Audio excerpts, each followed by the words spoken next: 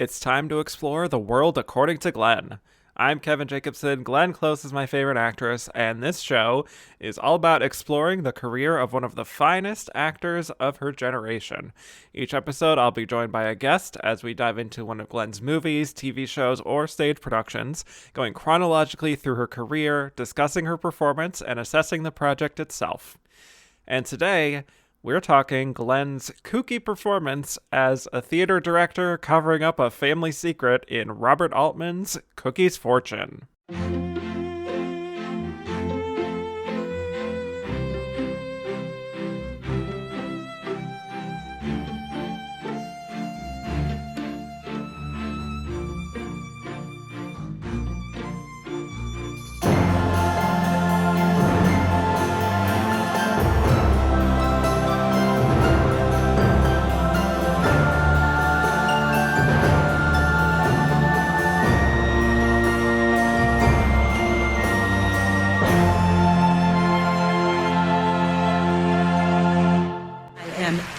Time nominee Glenn Close, motherfuckers. My guest today is a film critic and contributor at Awards Watch and co-host of their Director Watch podcast, member of the Atlanta Film Critics Circle. You've heard him on And the Runner-Up Is, breaking down the 1996 Best Actress race. We're going back to the 90s here once again. Welcome to the show, Jay Ledbetter. Kevin, thank you so much for having me. This is, I've been listening to this pod for a while now. And much like how I was a guest on And the Runner-Up Is without being necessarily an Oscar expert, I am now on the Glenn Close podcast, not being a Glenn Close expert. But I got the Altman for you. I got that for you. I mean, yes. You said the podcast is Director Watch. I'm very director focused. So I've got a lot of Altman facts, but excited to dig more into the Glenn of it all. And I mentioned, I think before, that you were one of the first people I thought of to have on this one as a big Altman head. So excited. So much to talk about here. But before we get into Glenn in Cookie's Fortune, would love to know what your relationship is with Glenn Close overall. And if you remember when you first saw her, if there are things you like about her, and if you have a favorite performance from her. I mean, yeah, Glenn Close, I'm sure a lot of people who have been guests on this show will say the first time they remember seeing her was in 101 Dalmatians. Yes. One of the early movie theater experiences I remember. I think I would have been like 5 or 6 when that movie came out. And there is a certain skill to just giving a performance that children will carry with them for the rest of time. And that is what Glenn Close achieved with her performance in 101 and 102 Dalmatians. I cannot say for putting respect on the sequel too. Exactly. Not everyone does that. So you got to remember, never forget. But I would not say I'm a Glenn Close completist by any means. I certainly respect, if anything, at this point, what I respect is her desire to work. The woman loves to work. She is just, it seems like 3 times a year, just in some movie. Is it necessarily a movie or television show that I'm interested in?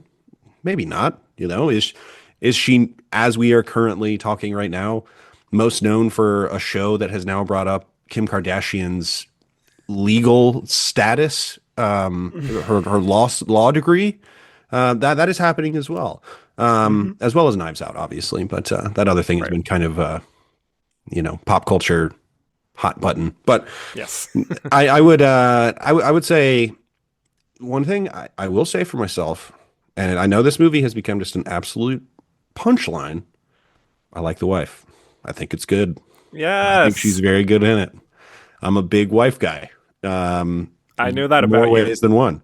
So that is honestly one of my favorite Glenn performances. If I had to give wow, I don't know, because there are some really big ones that I haven't seen.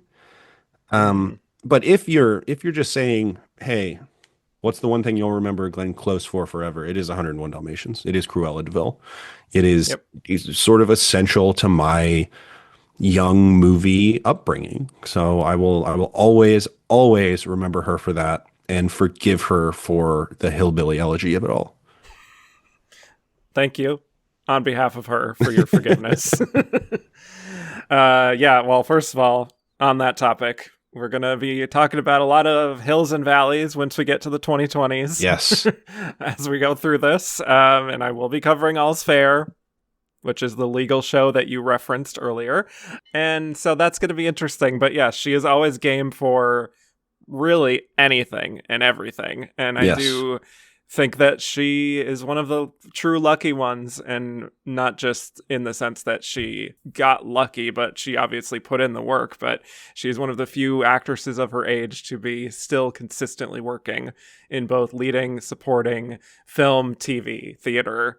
And so for sure, I think that's what makes her very exciting to watch to this day. Agreed. Even though sometimes it is like the head of the CIA in the Jamie Foxx, Cameron Diaz Netflix action movie. She definitely she'll do that as well. But she definitely every now and then will get a real meaty part to chew on. Nothing wrong with letting her wield a gun in a Netflix slot movie, you know? Yeah, it gets worse, I suppose.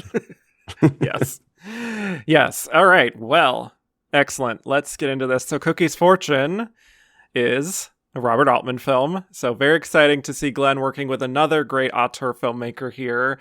So to introduce this film, Anne Rapp was the screenwriter, and she was inspired to write the film when she was struck by the idea of, quote, a suicide and covering up a suicide and having the cover-up backfiring.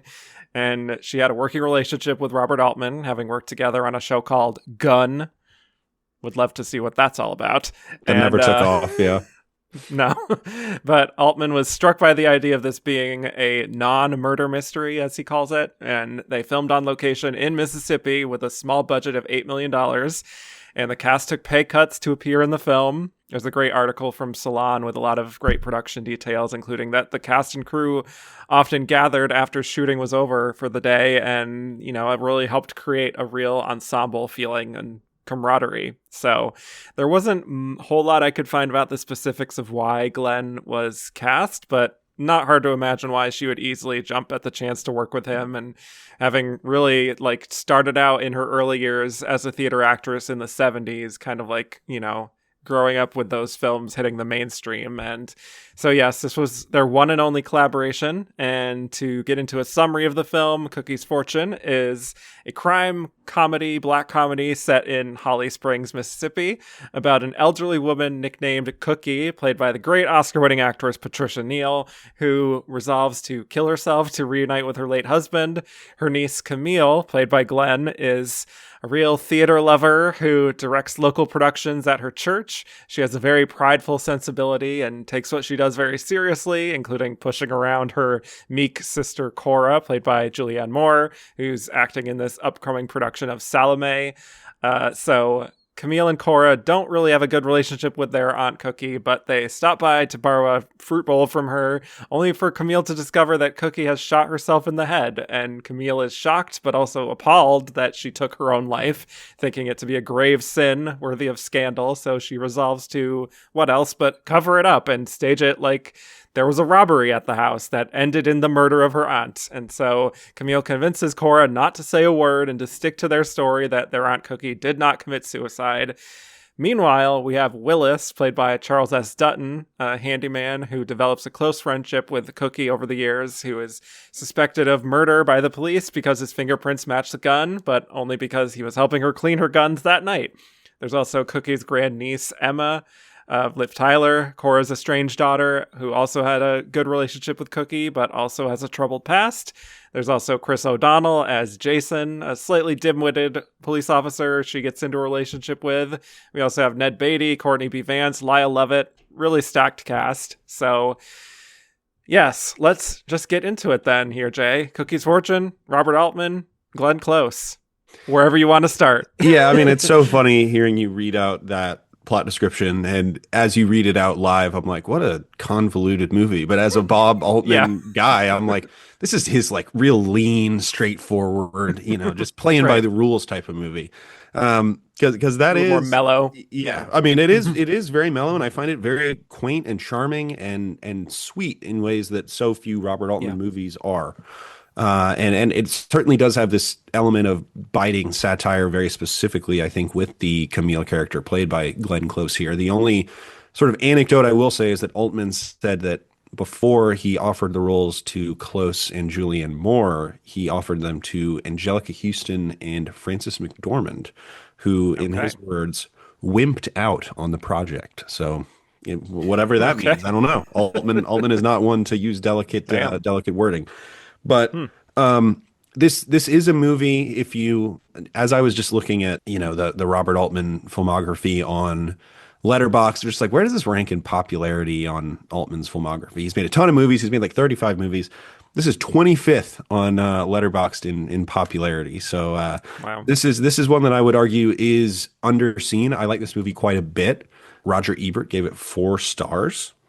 Uh, See. for all the potential haters out there, he loved it. And obviously, 1999 was one of the famously great years in cinema history. And so this film just kind of flew under the radar at the time, kind of came and went, low budget, low box office, and has largely been forgotten. But I think it is a very worthwhile movie, and I think a lot of it does come down to the performances as much as anything. I mean, and just overall the setting and the sense of place, and it really feels like kind of a terrarium of a movie. It's just like there's no world that exists outside of this movie when you're watching it. It sort of, to me, as someone who grew up in the South, in not necessarily a really small town like this, but more of a suburb where it is all about how you present yourself. It does feel to me a little bit like sort of a modern Southern fairy tale to a certain extent. Really, the point where it clicks over into fairy tale is when Glenn Close puts the letter in her mouth and starts eating the paper.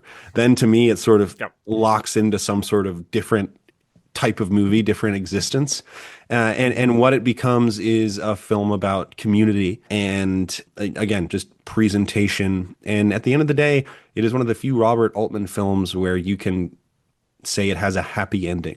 And that, as a Robert Altman super fan, is something that I appreciate in and of itself, just sort of in the context of his career.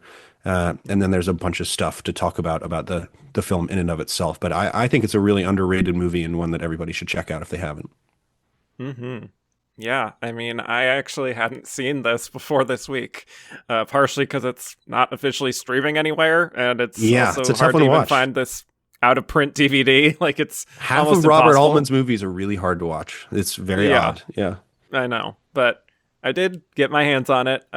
This would be a good one for like a boutique label, I think, to restore. Agreed. Just throwing that out Yeah. there. But yeah, I had generally been prepared for this performance in this film before this. I had heard that Glenn goes pretty big, which I think helped me actually enjoy it more, because I think I was expecting something almost like Looney Tunes-esque, which this does approach at times in her performance, but the sense I got was that like maybe she overcranked it a little bit. But for me, I was thoroughly entertained by this, and largely because of her performance and all the other performances too. I mean, for her, like, she is playing this sort of warped version of the sort of uptight patrician types of characters that she started to specialize in around this time period.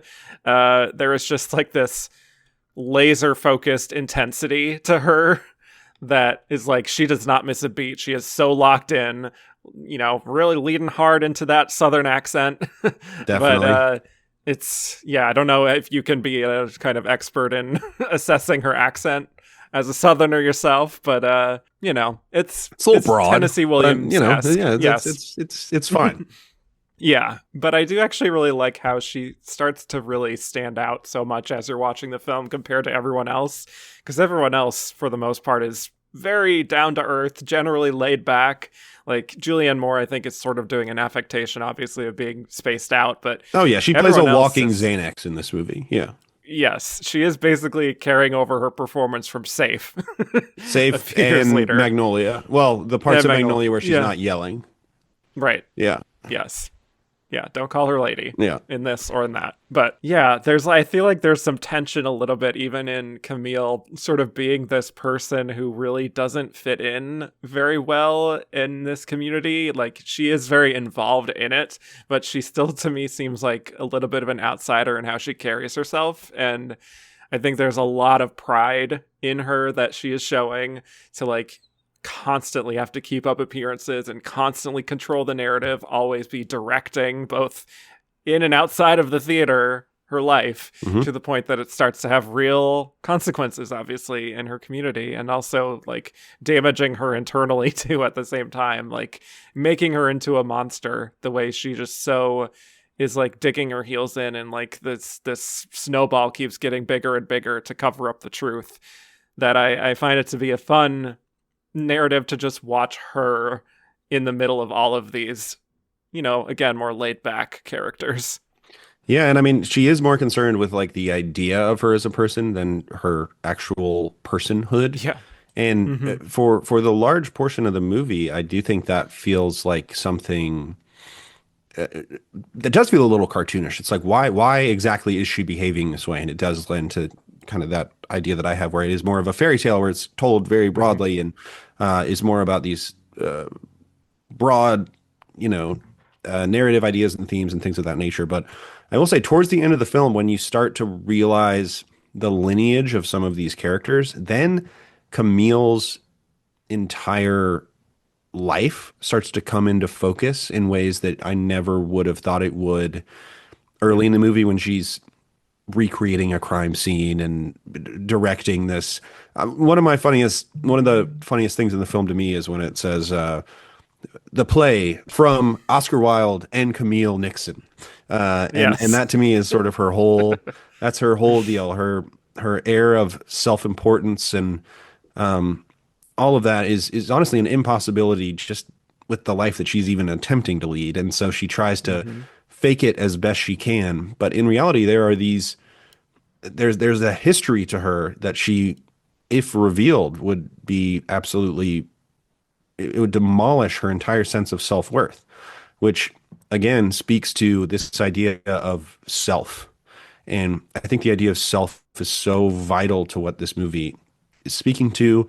And her obsession with suicide, I think, is also one of the most important themes of the film, where she continues to say, suicide is embarrassing and pathetic. And look, people in our family don't commit suicide. That's not what they do. But that Hmm. speaks to her own self-importance. It is all about the individual in her mind, and that is exemplified by what is revealed at the very end of the film, which I'm sure we'll get into about her. Whatever, we'll get into it.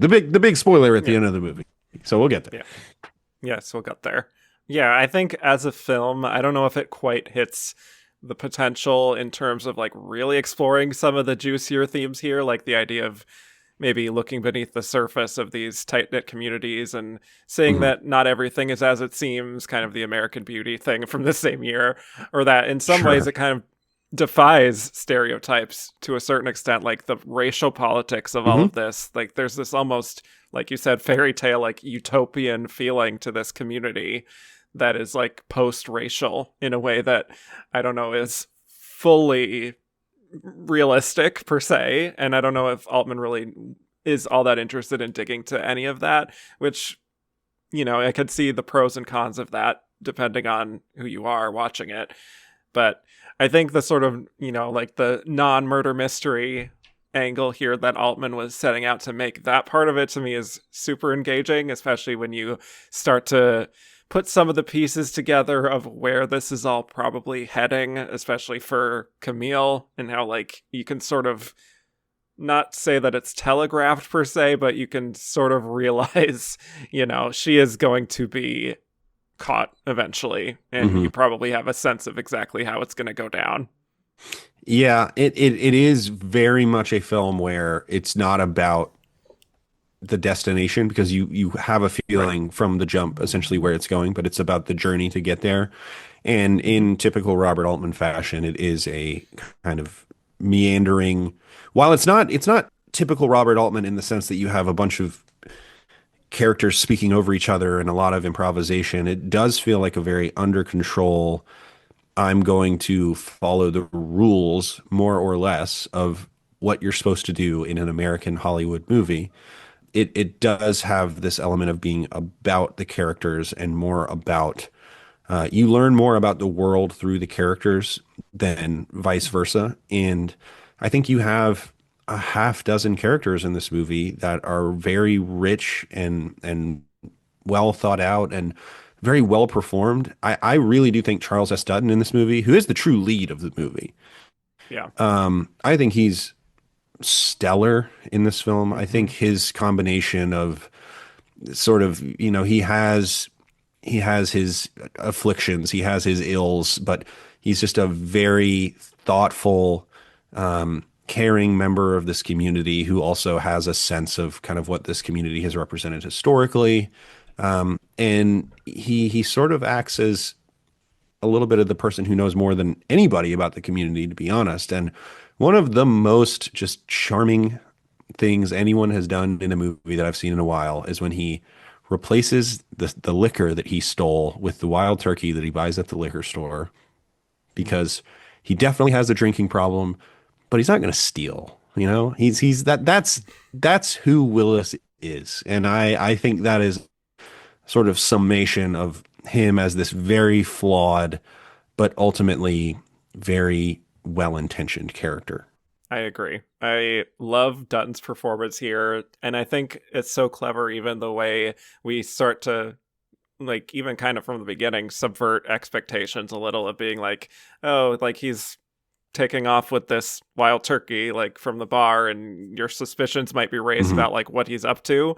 But then, yeah, he returns the next day trying to stay undetected, but yeah, we get the dialogue, I think, about how, like, sometimes he doesn't have the money for it and he takes it, but, he always comes back and returns whenever he does have the money. I just think that's really an interesting, again, like, subversion of what kind of story is being told here. Really, at every turn, I think it subverts where you might be expecting it to go a little bit. And I think as a performance, you just kind of inherently trust him.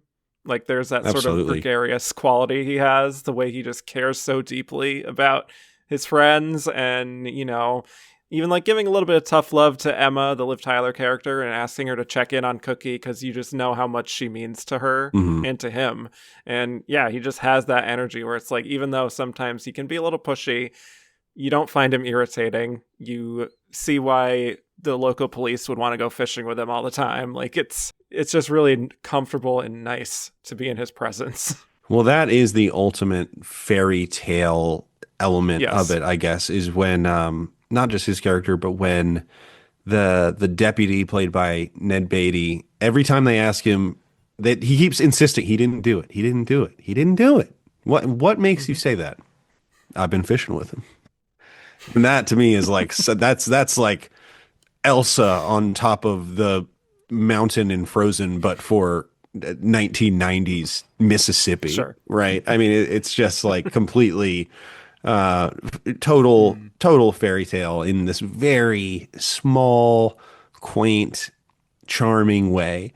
But obviously, as the viewers, we understand that from the get-go. So there's no reason to waste time trying to have people convince other characters in the movie of things that we already know about. So then what that allows is for the movie to, again, just be entirely about the characters. And that, I think Willis as a character, like much of the movie, I think it speaks to how obvious it seems like it may be on the surface, but then there are these layers underneath every aspect of the plot, every character in the film. Camille, it's funny that you kind of said, when you asked me about this film, if I wanted to talk about it, you said, I've heard that Glenn Close gives like a crazy performance in it. And I was like, yeah, I mean, she's doing stuff. It wasn't fresh in the front of my mind. So I was like, am I misremembering when she goes like absolutely bananas and I'm just not remembering? But to me, I think this is a certainly very targeted performance. I think it's very precise without going fully over the top. It is very specific without being, and it is comedic. This is a movie that is at all times trying to be slightly arch. And sometimes when you try to be arch in a movie set in the South, it gets very broad and I start rolling my eyes because I'm like, oh yeah, everybody is, going to Talladega and got their rebel flag flying out the door, whatever. But this is not that. This is a film that really has an affinity for pretty much every character that it is talking about in the film. Even Camille, I think, who is ostensibly the villain of the movie, I guess, but her real villainy stems from the fact that she wants to put on airs about herself and her sense of self-importance and her purity. And at the end of the day, that's a very relatable thing, even though the way that she goes about trying to do that is, one, very funny, occasionally horrific. The images of her just very casually running through the house with the blood-drenched linens is so funny. But she is a fully realized character outside of just being this broad Southern villain, which I really appreciate. Yes, I agree. I think there is, once again, to speak to the tension of her in this community, that lack of authenticity. I don't know how much other people in the film necessarily pick up on it or even call her out until we get towards the end, obviously, but it is just fascinating watching her be so in control at the start of this film. And she's first introduced in the theater, directing, like Chris O'Donnell directing her sister, and you just get the sense immediately, like, this is her whole life. Yes. Is just being able to boss people around and tell them what to do. She has nothing else really in her life going on, just pouring everything into this, taking it so incredibly seriously, and maybe even getting frustrated that, like, these are not exactly the best actors to work with here. And there's some real frustration there of being like, she has this kind of exhausted expressions of kind of being like giving them these constant notes and micromanaging and feeling like, I know how to do this clearly, and you're the actors, and I know better than you. It's telling Cora to be organic and whatnot, as if Cora even knows what that would mean. It's just delightful just to watch her go back and forth. And even when, like, they're going out and, like, Cora's being like, tell me again about my motivation. And she's just like, I am so tired, I cannot talk. And she's like, oh, okay. And she does it without love their back and forth. She has no bona fides whatsoever. She's a real fake it till you make it type of leader. She says, I know better than you because I know better than you. Of course, that's sort of how she leads her life. And then the revelation that her and Cora share a bedroom and sleep right next to each other, it does again just lead into this sort of, it takes it one step out of a reality that we are familiar with, which is one of my favorite things about this movie. You have people sleeping in train cabooses and these sort of fish companies who don't have full regulation from the the health organizations or what have you. It all feels one step away from what you would observe in real life, and that's part of what I like so much about this movie. And Camille is, I think, the most. Honestly, they're asking Glenn Close to do something very difficult in this movie, which is to be the one element of this movie that is really, really big. And if she doesn't find the proper balance, then it becomes potentially overcranked in one direction where you start just completely not believing the world that it has built in the actual film. Or if she's very dull and sort of undercranks it a little bit, then the film isn't nearly as interesting as you want it to be. And I do think that Close is able to find that balance and kind of make this movie what it is by and large. I mean, I think Dutton is the real heart of the movie. I think he is what he kind of says everything that the movie wants to say. But as far as the accoutrement, sort of the tone and the world, I think Glenn Close is an essential element of that, and her ability to find that balance in a movie that is doing this movie. I do think it feels so simple and straightforward, but it is playing a note that isn't going to be completely familiar to people. It's operating at a pitch that is a little odd and strange and different, and I think Glenn Close does an amazing job of kind of being the true kind of North Star of that particular tone. Yeah, it's incredibly difficult what is asked of her, like you said.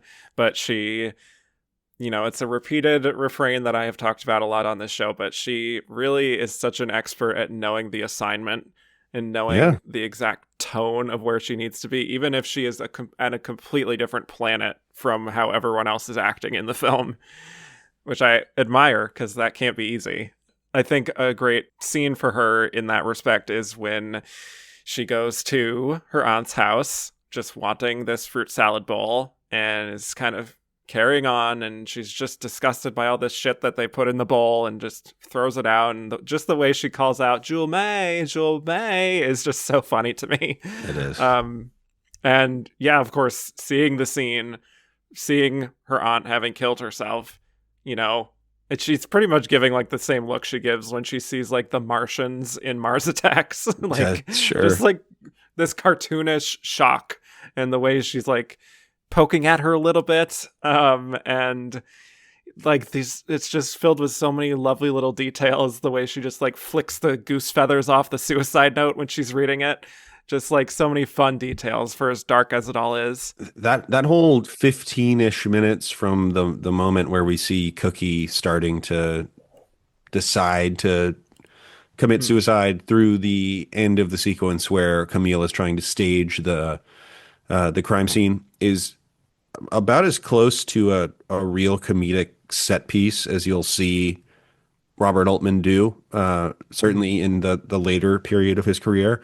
And I think he does an amazing job with it. It is so dark, but it's so heightened, and again has that kind of fairy tale feel to it, where it feels one half a step removed from like the reality that we're familiar with. That it does just become so funny, and the levels that she goes to make sure that people know that no one in her family committed suicide is so funny. And it does seem like in the moment, she honestly does a pretty good job. Like she thinks through a lot of it. She's and so got some good ideas. It's a lot. It's so funny later when you realize that some of the small things that she forgot, most importantly, get that ugly cookie jar off of the fridge. I don't want to see it. And sure enough, that's where Cookie's will was left. And so it was she was sort of hoisted by her own petard of common decency and politeness. The southern charm ended up being her biggest weakness. But that sequence is kind of bravura stuff. It's so good.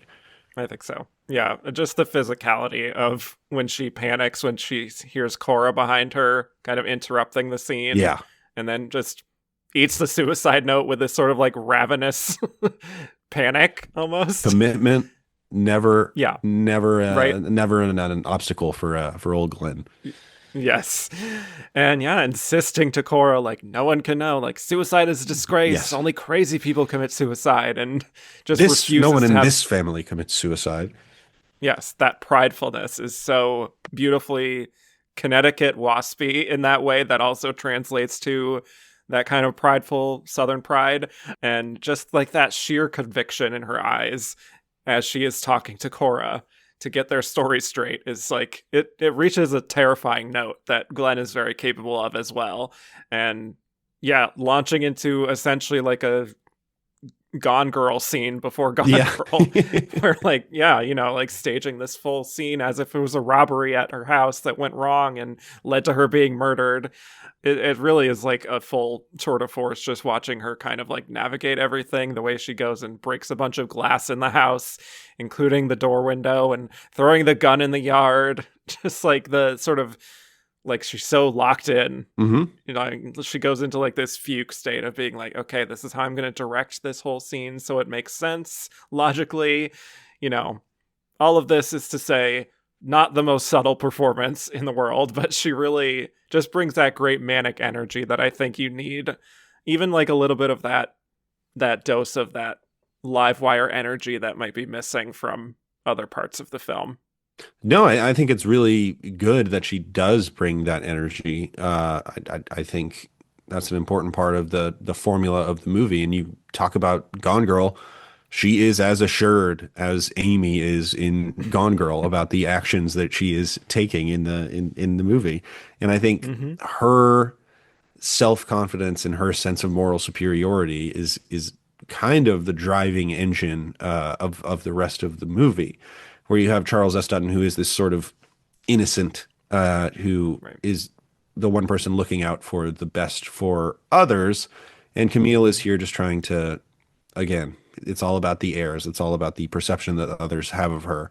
And at the end of the day, it becomes sort of this Aesop's fable of humility. Mm-hmm. Something along those lines. And I do think it's nice to see Glenn Close, the biggest star in this movie for sure, be the one who's kind of like, oh, you have to be the unlikable one. You're the one in a movie where you're getting paid less money than you usually are, and you have to be the one that everyone dislikes. And that's cool. And that's Yep. one of the cool things about Glenn Close is that she has no vanity in ways that many other movie stars do. Right. Yes, that has been true since Fatal Attraction. Yes. She has no problem just being viscerally hated by the audience. Yes. And yeah, the way she just like flies into like a blind panic when one of the police officers says like, "Oh, I'm going to go look for footprints," realizing how like this might potentially incriminate her. It's just so funny the way she immediately runs out and sort of like plays dumb by covering up her tracks and running around the property and screaming when she sees the gun that she strategically placed there is just very goofy. But, you know, I think what she's doing there and what also Altman is sort of maybe implying, I think, is how she is just, you know, weaponizing her identity a little bit as like, you know, this silly white woman who is ignorant of all this detective work and whatnot. And even though she is doing the most, she is very convincingly playing dumb and playing ignorant. Well, I think you could all kind of boil it down to the very idea of that play that they're putting on, right? Where it is Right. this, another one of the funniest scenes in the film is when they're doing this great, biblical performance and no one drops the Southern accent whatsoever. They just do it that Yeah. way, because it does just give that sense of really kind of a lived in world. The texture that kind of stuff provides to this film, I think, is very important and Mm-hmm. speaks to kind of the limits of performance, not just in a film, but in one's own personal life, where it's like you can't fake all of it. And this is a film where we discover the limits of faking it. And that's another element that I love about it so much. And the whole, I mean, the whole ensemble, I think, is really good from actors that I don't necessarily love all the time. I'm not going to sit here and say I'm the biggest Chris O'Donnell fan in the world. I think he does a good job in this movie as the horny doofus cop. Very well I think he's cast. good. Yeah. We'll say that. Yeah, exactly. But I like Liv Tyler too. I yeah, think she's agreed. charming here. Another actress that I don't love all the time, but I think Yeah. she's good here as kind of the rejected, wild young girl. I think she's good. Right. Who Lyle Lovett wants to see undressed more than anything in the world. Sure. That's yeah. all he talks about with her is it hard to undress in that van? Hey, I got you some lights in there so you can dress and undress in the light. He's he's an Altman staple Yeah. for the later portion of his career, and he's doing something in this movie, that's for sure. Yeah. I'm just fascinated also just with that the casualness of Willis after he's brought in because he has the fingerprints on the gun. Him being brought into the police station and they're just all hanging out Playing in Scrabble. the jail, just playing Scrabble, talking it out, you know, and Emma being there too. Liv Tyler is fascinating, her wanting to just like straight up take responsibility, Uh-huh. you know, in place of Willis, even though she obviously didn't do it either. But yeah, when Willis casually reveals that Cookie's jewels that were given to her by her husband were, you know, fake, that they were appraised and worth like $50 at most, I think that's when it really clicks in where this is probably all going and how Camille will be busted, you know? Fake or not, that is a heinous necklace. I think it Yes, might be worth sure. the weight of the jewels in it, but the necklace in and of itself, I Yeah. think, would have to be broken down to be worth anything. But Yeah. that makes it a funny device, to be honest.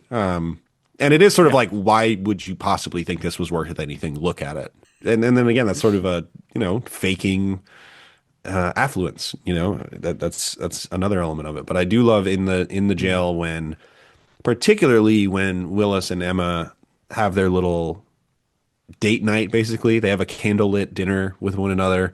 It's this totally Southern meal. There's sweet tea, there's a pie, there's greens. It does feel, again, very broad, but very sweet in the way that it's like, this is what Southern people who liked each other would eat. And I like that as a device. It's very sweet, which this movie is. It's a sweet Robert Altman movie. There are maybe like three of those. And for that reason alone, I find this movie worthwhile.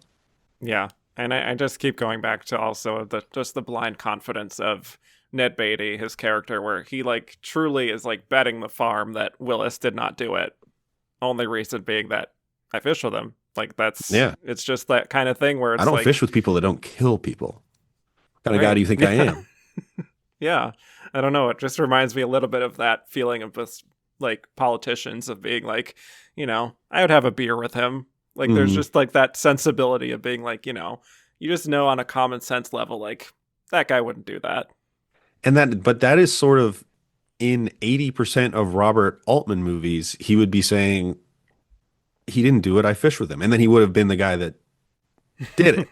Yeah, And so sure. that's the kind of interesting place that this movie occupies for me. Like Robert Altman is probably on my like Mount Rushmore of filmmakers. He's one of my favorite guys ever. You thought of me when the words Robert Altman came up, which I appreciate. But this again, when I looked, I believe it was 25th on his popularity on Letterboxd. This is a film that I assume many of the people who listen to your podcast have not seen before, and it is Yeah. hard for them to see if they want to see it now. Hmm. But this for me is a very underrated. I think there's an argument that Robert Altman has 10 movies better than the 10 best movies that anybody else has ever made. That's an argument that I have made. I think it's an argument you could make. I think sits like right outside of that, like 12 to 13 for me in the Robert Altman oeuvre.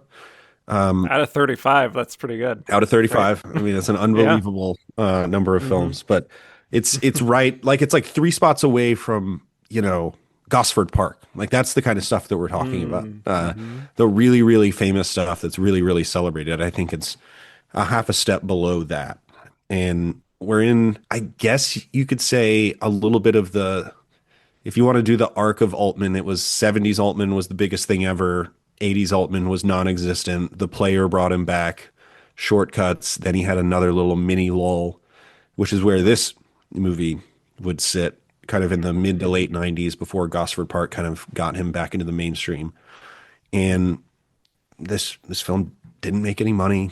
It didn't cost that much money, but it wasn't a hit, and it sort of came and went. Again, like you said, no boutique label has even scooped this up for some sort of Blu-ray release or anything. But it is a film, and I find it interesting that Altman has a lot of those films that have sort of just kind of remained unreleased.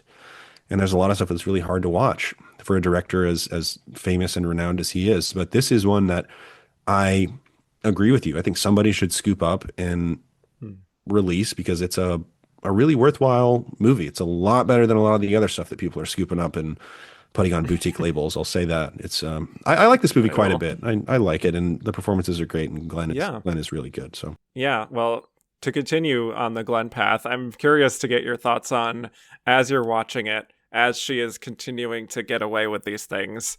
Is there a feeling for you of like, you want to see her slip and have her comeuppance, or is it that just like you kind of just want to see her inch closer and closer to getting away with it and see if she can outsmart the police force and everyone else? Like what's your vibe watching her in this context, or at least watching it on this watch through Glenn's eyes? I do think the kind of fantastical sense that the movie has from the beginning kind of makes me think that she'll be caught no matter what. And so I Sure. do think it's better to have her get closer and closer to maybe getting away with this sense of Hmm. inevitability looming. Right. Because one, that gives Glenn Close more opportunity to really cook. Like Hmm. and she gets to cook in this film at several different points. But it also, that's when the movie is operating at its best from like a set piece perspective, is when it is operating as like a mystery Rube Goldberg machine where they're setting up all of these pieces, and you see where when the pieces are put in the wrong place, but you also see that there is a lot of thought put into trying to trick everyone else in the movie, and that is Right. thoroughly entertaining and really allows Glenn Close to give, I think, the best parts of her performance in this movie. I agree. Yeah, I just have so much fun seeing her with that different energy, playing off of people's like perception, like we've been saying, and just eventually getting to that point of being so immersed in it that she starts to completely lose her own reality after a certain point, as we get towards the climax of, like, you know, Julianne Moore performing this very ethereal dance in the play and juxtaposing that with the police coming to the church, and just Camille watching and like even pantomiming with the play from backstage. The way she kind of is so transfixed before realizing what's about to happen to her. I mean, there's a certain like Blanche Dubois streetcar thing that she taps into there that I find really compelling, of just being like, I am so in my own world at this point that, you know, she is still vigilant, but she feels like she is increasingly losing some perspective as it goes on. A little I'm ready for my close up type of Yes, energy. you could say that. Yeah. Yeah. Yeah. That is very true. And she does bring some of that old Hollywood-ish sort of, I do think there's this self-importance is kind of what that speaks to as much as anything, is really just she wants to be the center of the community, the center of attention, not because necessarily she deserves it from what she has achieved, but because that's what she wants people to think of her. She more or less wants to be famous for being famous, or be admired because she's admirable. And I think she plays that really well. And when really at the end of the film, when we find out that she has truly lost as badly as she can lose, then they're like, okay, Glenn, here's your one scene. You get to go absolutely ham. You get to go bananas on this one. So give it your all. And then that she knocks that out of the park too. Mm-hmm. Yes. Also, you just saying that, like, she just wants to be famous for being famous, and she doesn't really have those other qualities, just makes me think she's a little ahead of her time. She's ahead of her Like, time. Soon there'll be the internet and TikTok, and like she would have had her own little world. Her Instagram would have been great. It would have been highly delusional. Very curated. I would watch. You know, Yes. the shrimp and grits would have been very well framed. Sure. Yeah, but I mean, yeah, after like she's taken down to the station and they're reading Cookie's will, and at first is kind of like, oh, delighted because all her fortune is said to go to her closest living relative, which Camille assumes naturally is herself, and she just has this wonderful smug tone in her voice of being like, you know, of course. But then we get that great reveal where Buck's nephew, Cookie's husband, his nephew, who is bequeathed the fortune, it's Willis, which Camille has no idea he was even in the family. And the way she takes that information in, she doesn't really want to let it show how blindsided she is by this. So she kind of has this sort of almost feminine gracefulness there that I find really funny, just trying to feign this sense of curiosity, being like, oh, isn't that interesting? Well, of course, yes. we wanted you to make sure that you were all good, Willis. I mean, we love you, Willis. Of course. Yeah, you're part of the family. Little do you know, girl. More than you knew. It's delicious. And it is that very old Hollywood feeling. I agree.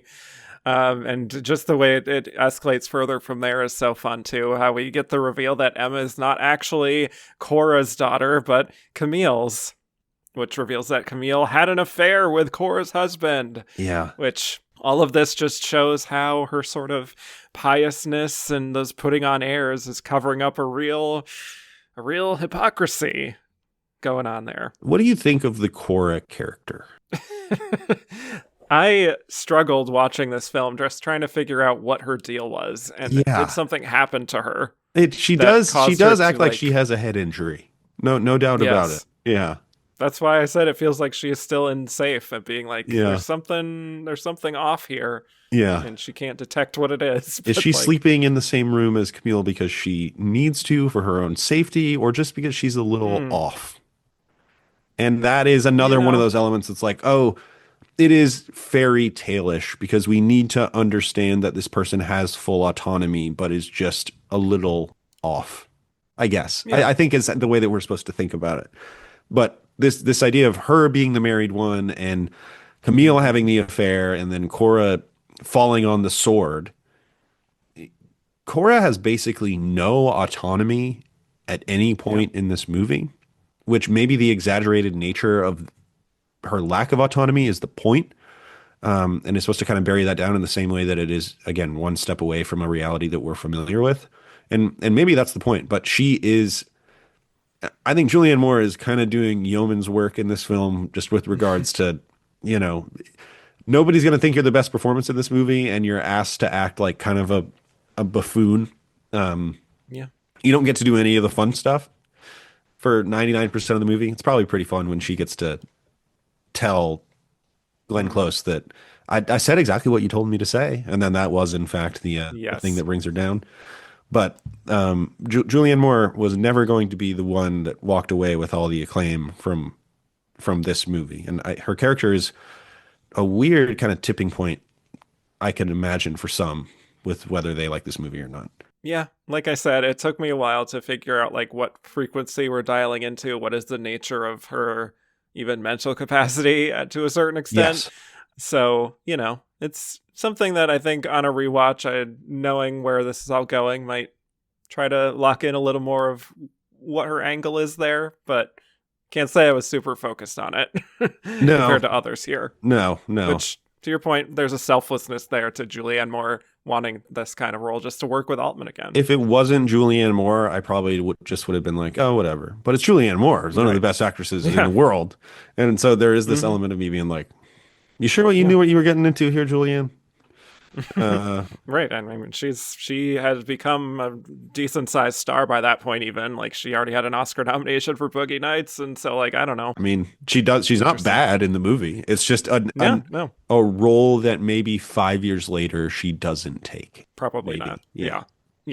But yes, the payoff there of them bringing Cora in and her insisting that her aunt did not commit suicide, because obviously Camille insisted that to her when it happened, and the way that Glenn plays that, of first being so relieved to see Cora to finally be able to clear all of this up, and being like, you know, oh, you told her the whole story, right? And Cora's like, yeah, we're on the same page. And just her realizing that Cora told that truth that Camille convinced her of, and being hoisted by her own petard, like you said, just the humiliation of that is so delicious. And I love how Altman just gives her that close-up on her eyes as it dawns on her just how utterly fucked she is. And she has no one to blame but herself.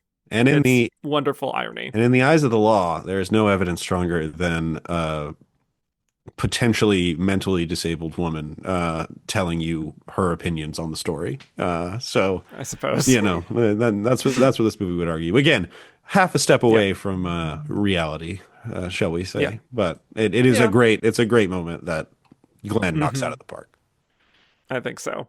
And she has her final scene, of course, where she is in the jail and dances very theatrically as if she is in the play, and probably in Salome, I guess.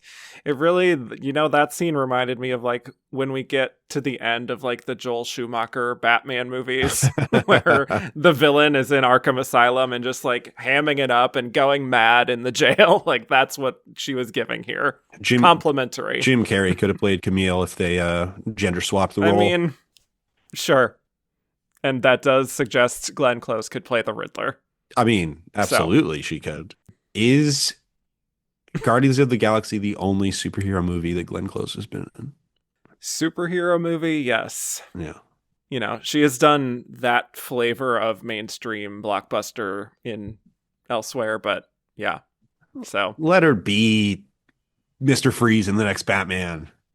Come on. I mean, hell yeah. Let's do it. Matt Reeves? Yeah.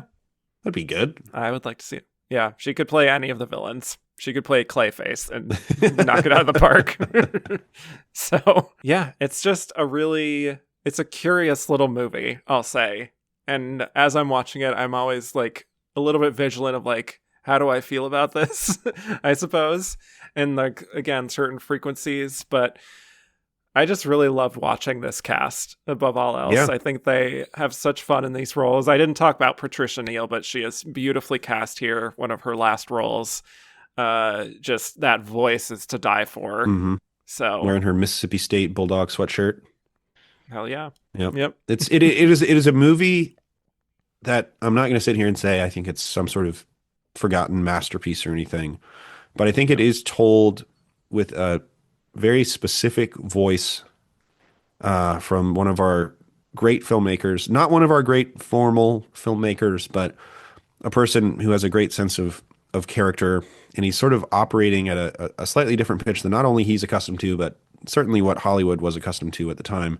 And if nothing else, I think it's a fascinating object that people should check out if they have any interest in the history of Robert Altman, or really the history of kind of New Hollywood and kind of where his career went. So I think it's a wholly worthwhile endeavor to go and check this out if you're interested in really kind of any of the surface level subjects at play with this movie. Yeah. Or if you just want to see a really fun Glenn performance. Yes. Just Glenn included. very basically. Yes. Glenn included as that on paper subject. Right. Yep. Yeah. Also, I did think of how this would be a fun double feature to watch with this and Gosford Park, just to see how Altman plays with the murder mystery / anti-murder mystery here. Yeah. Yeah. And I also thought of how I think this could play interestingly with Wake Up Dead Man, which I don't know if you've seen that. I have. Yet, Yep. But just there's a certain That is true. I had not considered that. Glenn is doing between these two, especially when she screams in this movie and in that movie. There's some overlap there that I find compelling. Weirdly, both sort of characters hiding family secrets in the wake of a murder. No, that's good. That's good. Are you where are you at on Altman reality generally? Just briefly. Are you an Altman head or just sort of, whatever? Because if you don't like Altman, we will be spending the next 50 minutes talking about about Robert Altman. But I really, really like Altman. I can't say I'm like a super fan per se, and I have not seen all 35 of his movies by any means. But yes, I know, well, half of them aren't available, so what do you want from me? But no, I think he has a really just keen eye for, this just sounds so basic, but a keen eye for storytelling. Like he weaves such compelling stories for me and lets his actors really collaborate in that way that I find very fun to watch, and you can sort of see the actors having fun in his films, even if I don't always engage with them, a few of them and their ideas. But yeah, obviously that 70s period is just untouchable, and I adore Nashville. I adore Three Women. I think that is such a unique movie that I can't even compare it to anything else. Yes. one of the great collaborators. He's the man. Yeah. Anyway, so, Glenn Close. Pro Altman. Pro Close.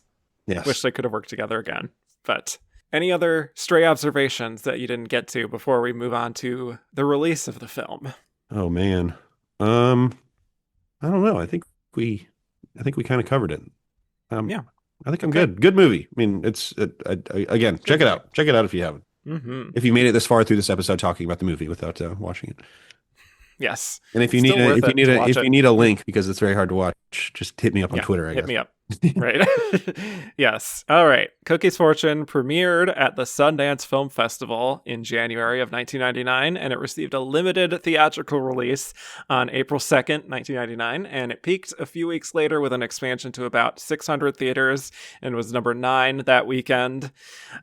Beat out Shakespeare in Love, still holding over from that previous year, and other films in the top 10 that weekend. Just to give a snapshot of where we were in Hollywood, we had Go, The Out of Towners, 10 Things I Hate About You, Analyze This, Never Been Kissed, The Matrix, and the number 1 movie of the weekend, Life, the Eddie Murphy Martin Lawrence prison comedy drama. So okay, quite a week. That's April. Yeah, maybe not a famous year of cinema. Maybe not the most famous month of cinema. You got The Matrix in there, but we'll get there over time. Yeah. But yeah, it's still April. So reviews were pretty positive, even though it was generally considered to be minor Altman, quote unquote, overall. Yeah. The cast was pretty raved, including Glenn, even though there were a few detractors who felt like she was doing a little too much. There was some praise for quite a bit of praise for Charles S. Dutton and Patricia Neal, even with her limited screen time.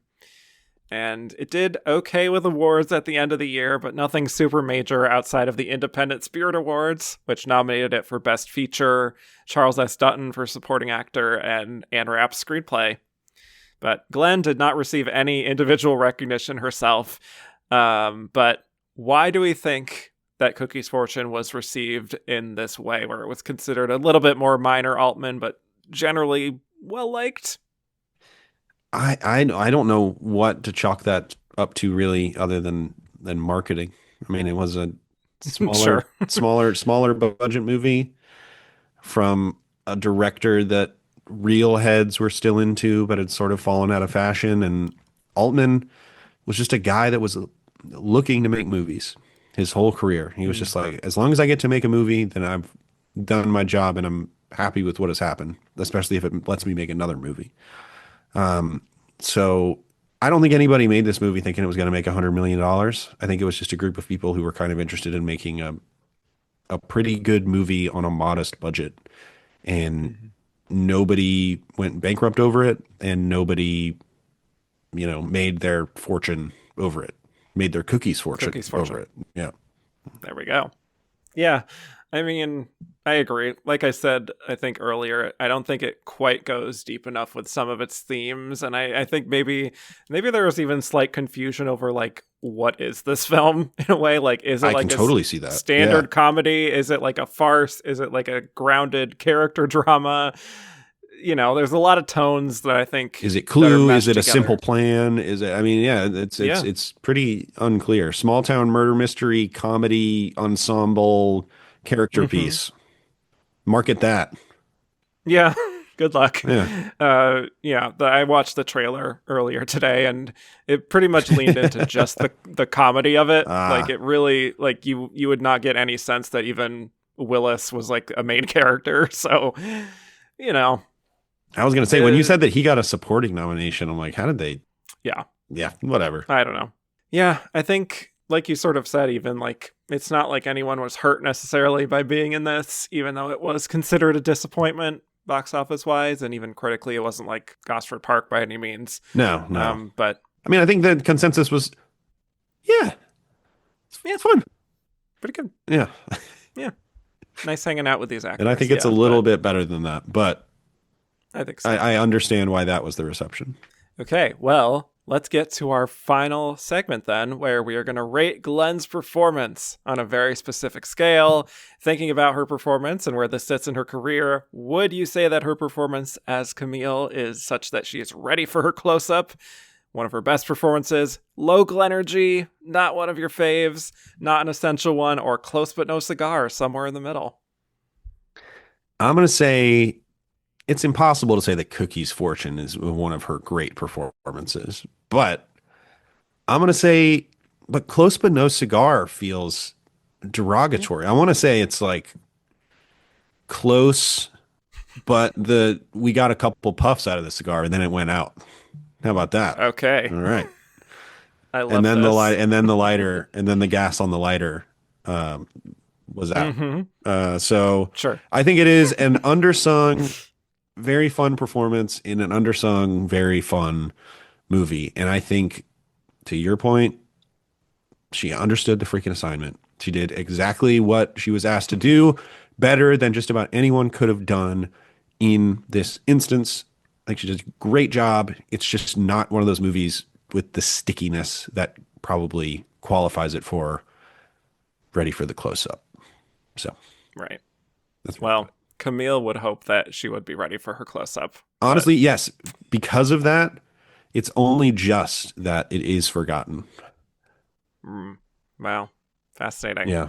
Meta. I mean, this for me is close but no cigar. I think she is giving it 110%, and sometimes it is a lot of energy to take in, and it can be a little goofy at times, which is why I don't know if I would quite put it in ready for her close-up, but it's just such a fun performance to watch. I was cracking up watching her facial reactions, her sort of chicken with her head cut off panic in certain moments. It's just really fun, but I don't know if it's quite essential per se. Like, it could get there if there's like a reappraisal all these years later, but I would definitely not put it quite in that top 10 per se. Yeah, fair enough. Fair enough. Yeah. I'm also so curious. I didn't even tackle this thread that you mentioned earlier about what if it was Angelica Houston and Frances McDormand? Like, who's who in that scenario? Like, who is it? Is Frances being Camille? I figured it would be the opposite, Okay. but I don't know. I don't know if I can picture Frances being meek like Julianne Moore is. No, it's a doing completely here. different movie. It is. Yeah. You have to find that movie on the fly. Yeah. that makes it different than what this one would be. But Fascinating. yeah, that would be really interesting. Yeah. Well, Jay, thank you so much for joining me. We had quite a bit to say here, and yeah, I had a blast watching this little hidden gem. Always love talking with you, Kevin. I love the new kind of format of your show. What's better than getting to talk about things that you're passionate about and forcing other people to talk about them with you? That's the dream. That's how I live my life at this point. So I appreciate you for indulging in my pathology. So yes. Well, where can people find more of you on the internet? Yeah, you can find me my podcast over at the Awards Watch podcast feed. I host a show called Director Watch over there. Kevin was one of the first guests we had when we talked about good grief. Come on. Carol. Carol. How could you forget Carol? We covered all the films of Todd Haynes. Also did It's Complicated. Multi-time guest. We love having Kevin on, and I appreciate you having me here. Otherwise, Letterboxd, Jay Ledbetter, Twitter at Mr. Jay Ledbetter, all that good stuff. Again, thanks for having me. This was a blast. Thank you. Yeah. So glad. Yes. Well, thank you all so much for listening. You could find me at Kevin_Jacobsen on Twitter and Instagram, Kevin Jacobsen on Blue Sky.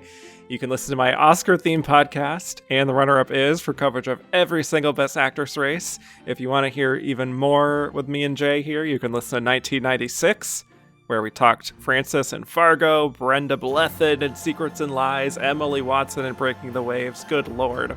There was a lot to unpack about.